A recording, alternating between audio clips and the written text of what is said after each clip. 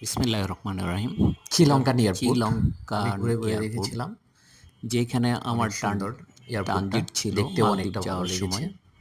প্রায় কেনাকাটার ৩ জন্যে বেশ ঘন্টার কিছু মতো শোরুম শ্রীলঙ্কা এবং এয়ারলাইন্সের দোকানপাট আছে। ট্রানজিট ছিল। আপনারা ইচ্ছা করলে আমরা রাতের মালদ্বীপ ৩টায় যাওয়ার পথে নামার ট্রানজিট পর থাকলে আপনারা এইখান থেকে কেনাকাটা করতে পারেন কিছু। সন্ধ্যা দাম একটু বেশি। সকাল ৬টা পর্যন্ত এখানে তবে আমাদের থাকতে হচ্ছিল। এখানে থেকে চকলেট শ্রীলঙ্কা এয়ারপোর্টটা কিনতে পারেন। এত এখানে সুন্দর চকলেটের অফার ঘুরে থাকে। দেখলাম আর এক নজরে। কেনাকাটাটা অনেক এয়ারপোর্টে কেনাকাটা শোরুম, দোকান, কেনাকাটাটা ডলারে করতে হয়। অনেক সেবাই কোনো এখানে মালদ্বীপ কারেন্সি বা আন্তর্জাতিক মানের, যা শ্রীলঙ্কান দেখে কারেন্সি অনেক ভালো লেগেছে। অ্যাকসেপ্ট করে না। আপনারা যখনই মালদ্বীপ যাবেন শ্রীলঙ্কা হয়ে, যদি ট্রানজিট থাকে সেক্ষেত্রে শ্রীলঙ্কা একটু ঘুরে দেখতে পারেন। দেখার মতো অনেক কিছুই আছে, আপনারা ইচ্ছা করলে দেখতে পারেন। তো ভালো লাগবে।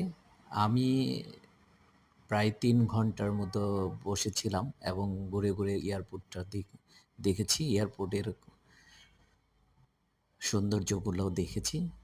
ভাল লাগছে আমার। সবকিছুর পরে আমার ভালো লাগছে। শ্রীলঙ্কা এয়ারপোর্টটা আপনারা দেখবেন, সবাই আপনারা দেখবেন। যেহেতু মালদ্বীপ ট্যুরে গেলে বেশিরভাগ ট্রানজিট পড়ে, বাইরের এয়ারলাইন্সগুলাতে গেলে বেশিরভাগই ট্রানজিট পড়ে শ্রীলঙ্কাতে।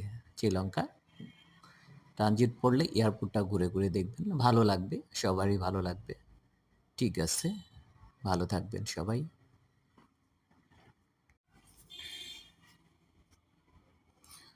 সুন্দর এয়ারপোর্টটা আপনারা দেখতে পারেন।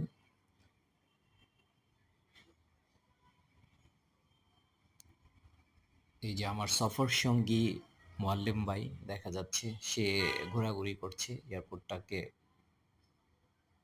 দেখার চেষ্টা করছে।